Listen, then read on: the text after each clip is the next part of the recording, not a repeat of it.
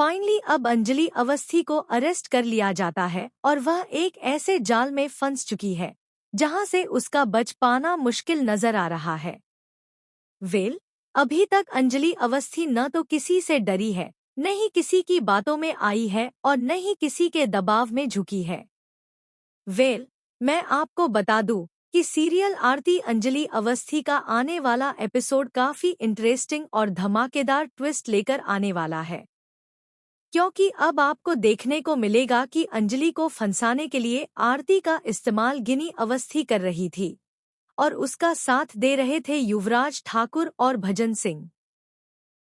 दोस्तों, दामोदर मौजूमदार भी यही चाहता है कि वह अंजलि को हराकर किसी भी तरह जल्दी से जल्दी किन्ही अवस्थी यानी रानी मौजूमदार से शादी कर सके।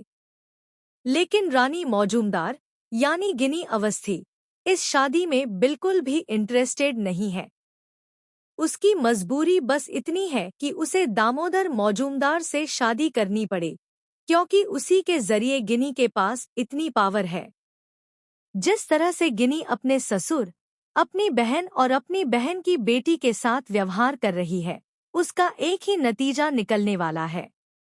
एक दिन ऐसा आएगा जब विनय अवस्थी के साथ खड़ा होने वाला कोई भी नहीं बचेगा। बिना किसी चिंता के वह सबका इस्तेमाल कर रही है।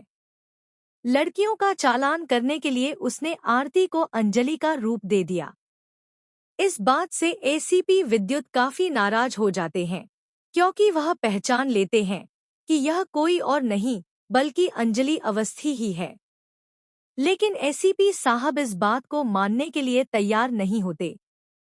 जब विद्युत अपनी बात पर अड़ जाता है और कहता है कि भले ही गलती हुई हो और चेक पोस्ट से चालान कटा हो, लेकिन वह लड़की कोई और नहीं बल्कि अंजलि अवस्थी ही है, तब एसीपी साहब को भी मानना पड़ता है कि शायद अंजलि ही इसमें शामिल है। हालांकि अंजलि इस बात को मानने के लिए बिल्कुल भी तैयार नहीं होती कि वह किसी लड़की का चालान करवा सकती है। इसी वजह से वह कोर्ट के खिलाफ ही खड़ी हो जाती है और कोर्ट में केस करने पहुंच जाती है। लेकिन उसे बिल्कुल भी अंदाजा नहीं होता कि उसी की बेटी का इस्तेमाल करके उसके दुश्मन उसके खिलाफ कितना बड़ा प्लान रच चुके हैं।